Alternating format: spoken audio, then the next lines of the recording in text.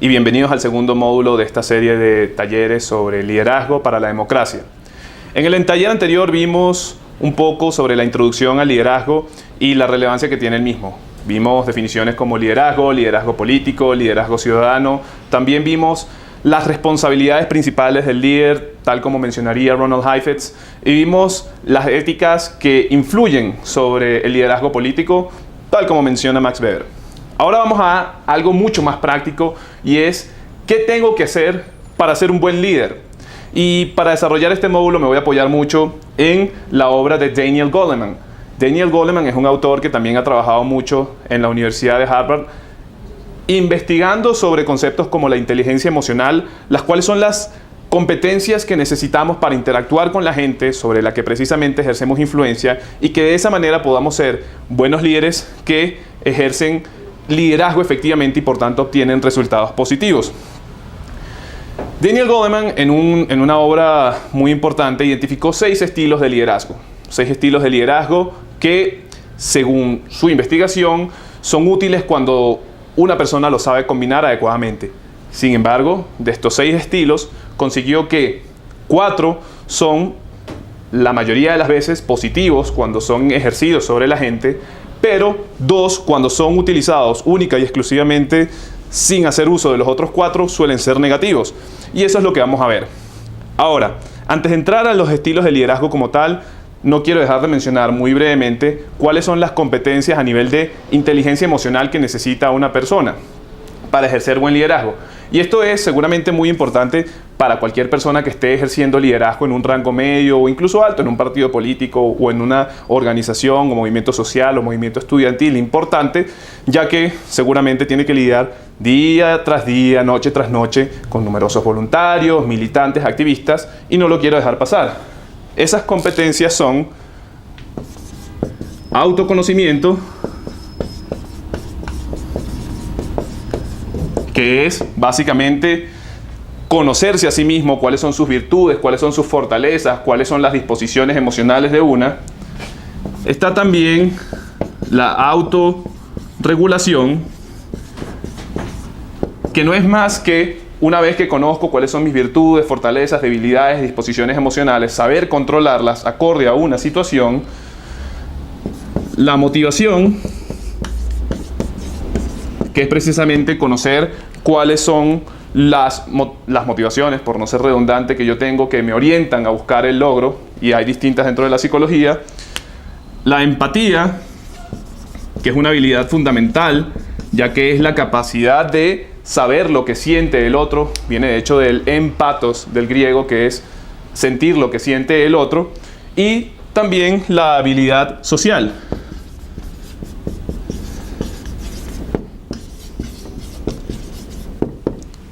que es básicamente la capacidad que tenemos para tratar, para comunicarnos con las personas que tenemos alrededor o los miembros de nuestro equipo.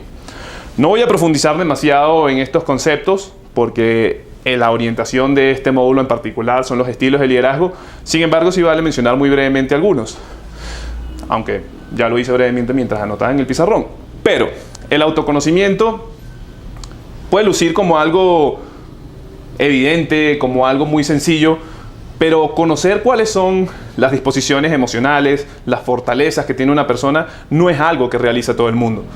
Vale la pena que un líder haga constantemente ejercicios de introspección para saber por qué quiere una cosa, por qué desea una cosa, por qué desea alcanzar un objetivo, que tenga al mismo tiempo o sepa aceptar feedback por parte de otras personas para de esa manera tener una aproximación real o un diagnóstico real de cuáles son las fortalezas de esa persona o también sus debilidades. Luego es sumamente importante tener la capacidad de autorregulación. Y esto es sumamente importante porque seguramente los conocen. Hay personas que no tienen la capacidad de regular sus impulsos internos. Hay personas que son de repente muy impulsivas y el día de hoy estallan porque o tienen un problema en el trabajo.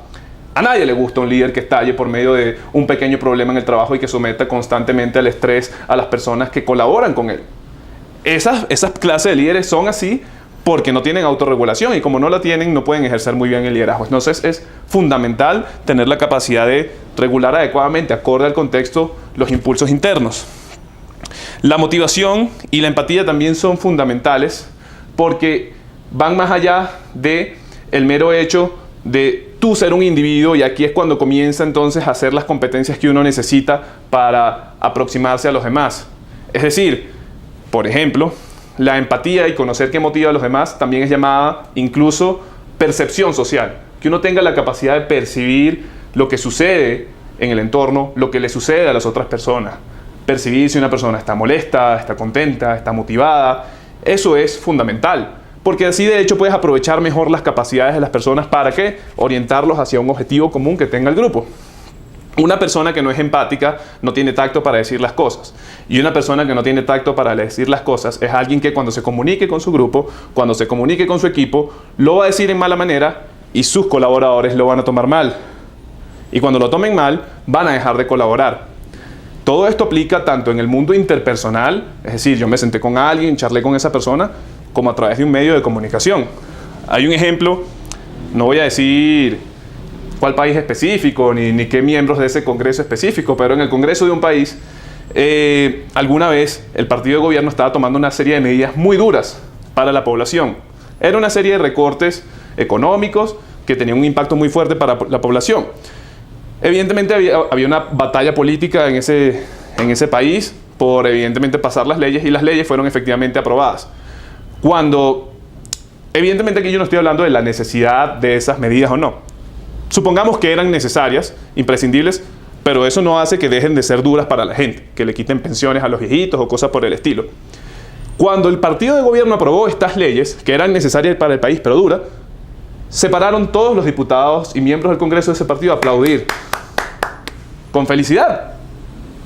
Eran empáticos esos diputados, sabiendo que los estaba viendo toda la población del país por los medios de comunicación y viendo que ellos no eran empáticos ante el sufrimiento de la población, que estaba viendo recortes que sí eran necesarios, pero que no dejan de ser duros, y ellos felices por tomar esa medida. No. Evidentemente eso tuvo costos muy duros para ese partido de gobierno en su popularidad. Con el sencillo hecho de tú dar la misma noticia, pero ser empático, es decir, bueno, tenemos que tomar estas medidas, pero lamentablemente no había otra opción. Lamentablemente nos encontramos en una situación económica donde los pocos recursos que contamos hoy en día nos obligan a priorizar el gasto social hacia lo que es realmente importante, y momentáneamente tendremos que tomar estas medidas que sabemos que son duras.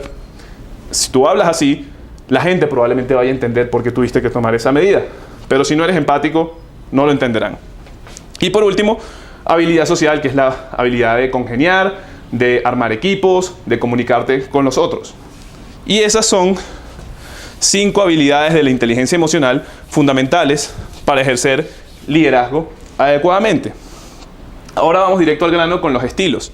Los estilos que menciona Daniel Goleman son el liderazgo participativo, el liderazgo coercitivo, el liderazgo visionario, el liderazgo afiliativo, 1, 2, 3, 4, el liderazgo tipo coaching, y el liderazgo ejemplar.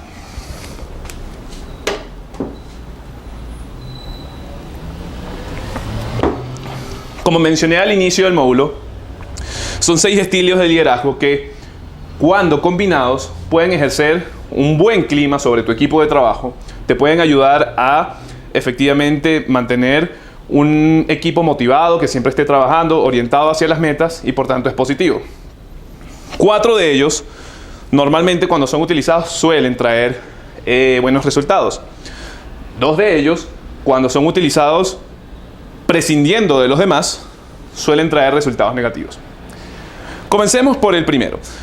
El liderazgo participativo es aquel donde el líder involucra a las personas de su equipo, involucra a los miembros de su organización en la toma de decisiones de la institución a la que pertenece. Este es un estilo de liderazgo que es positivo por la siguiente razón. Cuando tú involucras a la gente en la toma de decisiones, les das a la misma mayor legitimidad. Y cuando las decisiones tienen mayor legitimidad, la gente tiene más entusiasmo en querer ejecutar las mismas, porque la gente se siente parte de lo que está ejecutando. Se siente incluida y esa sensación de inclusión es muy positiva. Por tanto, el liderazgo participativo suele ser positivo la mayoría de las veces. Evidentemente, dependiendo del contexto, hay algunas situaciones donde quizás no es lo más deseable tener un liderazgo participativo. Si de repente usted está ejerciendo liderazgo en una organización y se encuentra en una situación donde usted debe tomar unas decisiones inmediatas, en una cuestión de una hora, y usted no puede convocar a una asamblea para que los 1000 miembros de su organización vayan y participen en la decisión, evidentemente tendrá que tomar una decisión sin la participación de la gente. Pero eso es porque las condiciones así lo obligaron.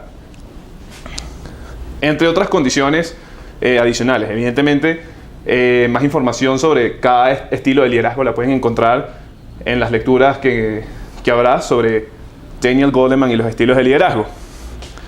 Tenemos el estilo de liderazgo coercitivo. El estilo de liderazgo coercitivo es aquel que se vale de la autoridad y el poder y las sanciones para que los miembros de un equipo marchen hacia la consecución del objetivo que se ha planteado. A grandes rasgos, ¿no? Palabras más, palabras menos. Este estilo de liderazgo fue considerado como uno de los que, cuando es usado reiteradamente, constantemente, suele tener efectos negativos. ¿Por qué suele tener efectos negativos? Es sencillo. Cuando tú no eres el que está ejerciendo liderazgo y tienes sobre ti una persona que constantemente apela a la autoridad, a la coerción, al castigo, a la sanción, como forma de lograr que tú hagas algo, eso lo que implica es que la persona poco a poco no se va a sentir motivada. La persona no va a estar trabajando porque ama la meta, porque ama la misión de la organización, porque está viendo una visión importante, porque se siente incluida, sino que va a trabajar por miedo al castigo. Y poco a poco va incluso a generar desprecio hacia la autoridad que le está ejerciendo ese liderazgo. Entonces, normalmente no es visto como positivo. Sin embargo, hay sin duda alguna algunas ocasiones donde puede ser positivo. Si en algún momento estás en una situación donde un grupo, un conjunto está teniendo un muy mal desempeño, no está trabajando, está muy relajado o no tiene ningún tipo de disciplina, sin duda alguna quien ejerza liderazgo va a tener que ejercer un poco de coerción y por corto plazo. En esas situaciones particulares sí puede funcionar y ejercer buenos resultados, pero no en todas y no en la mayoría. El siguiente estilo es el visionario. El liderazgo visionario es aquel que logra la movilización de los miembros de la organización con base a transmitir a los mismos una visión poderosa, una meta persuasiva que enamore a la gente, que les diga a dónde hay que ir. Y sin duda alguna esta es una forma de liderazgo que suele rendir grandes resultados, porque cuando la gente pertenece o trabaja en una organización por convicción, la gente tiene mayor nivel de motivación. Y adicionalmente hay otros beneficios. Por ejemplo, quien ejerce liderazgo visionario muchas veces tiene que fijar claramente el objetivo, a dónde se va, pero no necesariamente tiene que siempre decir específicamente cuáles son las formas en las que hay que llegar para allá. Cuando tú tienes una serie de miembros en tu equipo, en tu organización, que están motivados, que tiene clara cuál es la visión y no necesita tanto detalle sobre cómo hay que llegar allá, permites que fluya la creatividad dentro del equipo. Es decir, la gente está motivada, sabe a dónde hay que ir y propone distintas vías. Y evidentemente el conocimiento colectivo en muchas ocasiones supera el conocimiento de un individuo. De forma tal que si una persona ejerce liderazgo visionario, puede esperar que los miembros de su equipo siempre quieran aportar ideas sobre cómo llegar a la meta. El siguiente estilo de liderazgo es el afiliativo. El liderazgo afiliativo se caracteriza por construir vínculos de afecto con los miembros del equipo para mantener un ambiente armónico dentro de la organización, dentro de la institución o donde sea que la persona esté ejerciendo liderazgo. La fortaleza de este tipo de liderazgo radica en que esta serie de vínculos afectivos generan confianza y esta confianza es muy útil para alcanzar metas que sean beneficiosas para el grupo. Fue uno de los considerados por Daniel Goleman como un liderazgo que suele tener resultados positivos. Y es que imagínense la relevancia de la confianza, donde usted, por ejemplo, puede estar trabajando con su equipo para hacer un evento, qué sé yo, político o ciudadano, y resulta que las horas antes del evento, a medianoche, surgen nuevos elementos que hay que hacer, lo cual es totalmente común cuando se organizan eventos de este tipo, y usted tiene que pedirle a una serie de colaboradores a esa hora que le ayuden a, qué sé yo, ir a imprimir unos pendones y ir nada más y nada menos que ir a colgarlos en la calle. Eso es algo que evidentemente tú no le podrías pedir a una persona por un sueldo, ¿no? Porque si alguien trabajase por un sueldo te va a decir, no, a mí no me vas a llamar después de las 5 de la tarde. Pero si tienes alta confianza con esa persona y vínculos afectivos, sí puedes valerte de ellos. Sin embargo, como la mayoría de los estilos, tiene algunas situaciones donde puede ser contraproducente. Y esas situaciones puede ser que abusar mucho de este estilo puede llevar en algunas ocasiones a que de repente se relajen demasiado la relación entre el líder y el equipo, la autoridad y los miembros del mismo, y por tanto no haya demasiada voluntad o disposición de responder rápidamente. Pero eso es solo en algunas ocasiones. En general es visto como un estilo de liderazgo positivo cuando es usado.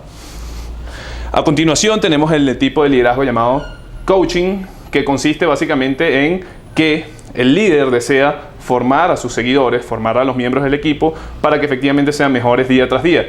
Es decir, se enfoca mucho en el feedback, se enfoca mucho en escuchar, en aprender, en prestar atención al estatus de los miembros del equipo, de los seguidores, y luego de recibir esa información, guiarlos, formarlos, orientarlos. Es también visto como un estilo de liderazgo positivo, sobre todo a largo plazo, porque evidentemente si inviertes tiempo en formar a tu equipo, en formar a los miembros de tu organización, el día de mañana serán mejores activistas, mejores militantes, mejores miembros de la ONG, y por tanto es visto como positivo. Los únicos casos donde es visto quizás como no tan efectivo o negativo son aquellos casos de repente donde se necesite resultados en el muy corto plazo y por tanto no vale la pena ejercer formación sobre tu equipo para que sean mejores el día de mañana, cuando lo que necesita la organización es sin duda alguna resultados en el muy corto plazo. Por último tenemos el liderazgo ejemplar, y por su nombre podría sonar como sin duda alguna un estilo de liderazgo muy positivo. Sin embargo, para sorpresa del propio Goleman cuando hizo la investigación, no lo es. De hecho, su nombre en inglés es pace setting, es decir, quien marca la pauta. Y sorprende que no sea un estilo de liderazgo bueno o positivo, porque uno normalmente pensaría que no, una persona que ejerce liderazgo dando el ejemplo, siendo el primero que llega, el último que se va, el que pone altos estándares de desempeño, el que hace mejor los informes, el que espera lo mejor de los demás, el que hace el informe impecable y cuando le traen un informe mediocre lo corrige y se lo da de vuelta, uno esperaría que alguien así sea un buen líder porque todos los quieren seguir. Pero resulta que cuando una persona ejerce ese estilo de liderazgo, normalmente lo que sucede en esa organización es que los seguidores poco a poco se van desmotivando. Y se van desmotivando porque no pueden seguirle el paso a su líder. Y poco a poco no es solo que se sienten desmotivados, sino que el alto estándar de desempeño puesto por este líder hace que o logra generar una alienación sobre sus miembros en el sentido de que ya no desean colaborar con su líder. Y evidentemente, si los miembros de un equipo no colaboran con su líder, el líder no va a lograr nada porque no va a contar con los buenos insumos que le puede ofrecer la gente. Entonces, uno a priori podría pensar que el liderazgo ejemplar es bueno, pero resulta que si es utilizado constantemente, a largo plazo va a generar un equipo desmotivado, alienado, que no desea colaborar con su autoridad, líder, jefe, como lo quieras llamar. Ahora bien, hay algunos escenarios específicos, puntuales, donde este estilo de liderazgo puede ser muy positivo. Un poco similar a lo que sucedía con el coercitivo. Y es esos escenarios donde puedes tener de repente un equipo aletargado, un equipo que de repente necesita una chispa de motivación, que necesita una chispa de energía, que necesita un referente. Allí en esas situaciones específicas puede ser muy positivo que un líder ejerza liderazgo ejemplar o como lo llaman en inglés, pace setting. Ahora bien, esto debería ser utilizado en el corto plazo, es decir, como una especie de intervención. Mira, las cosas no están funcionando bien, yo voy a decir más o menos cómo hay que hacer, esta es la forma en que se deberían hacer, yo doy el ejemplo y ya, ¿no? Es decir, porque si efectivamente lo usas durante demasiado tiempo, se corre el riesgo de que suceda lo que encontró Goleman en la mayoría de sus estudios, que es que la gente se desmotiva. Adicionalmente, y para terminar, esta evidentemente es un estudio extraído del mundo corporativo norteamericano. encuestas pasadas a 2.000, 3.000 gerentes de alta y media gerencia en corporaciones norteamericanas. Sin embargo, hay estudios en Latinoamérica ejercidos o planteados específicamente en organizaciones de sociedad civil o incluso políticas que han encontrado que los líderes efectivos de organizaciones vinculadas a lo público tienen mucho de liderazgo visionario y también tienen mucho de liderazgo participativo. Porque cuando la gente se involucra en lo público, se involucra porque cree en una causa, es decir, un liderazgo visionario, o también porque se siente involucrada con ello. Sin perjuicio, evidentemente, de los otros estilos de liderazgo. Por tanto, el secreto está en saber combinar estos estilos, saber aplicar también las competencias de inteligencia emocional que hablamos anteriormente, autoconocimiento, autorregulación, motivación, empatía o percepción social y habilidad social. Y de esta forma ya tenemos una serie de competencias o herramientas mucho más prácticas para ejercer un mejor liderazgo. Recordemos lo que habíamos visto en el primer módulo de dirección, protección y orden, que son las responsabilidades que tiene un líder ante su grupo, pero adicionalmente con estos elementos que nos da Daniel Goleman, sin duda alguna tenemos herramientas que en el día a día nos permitirán ejercer un mejor liderazgo y a través de ese mejor liderazgo contribuir de mejor manera día tras día al fortalecimiento de la democracia en nuestras sociedades. Muchísimas gracias.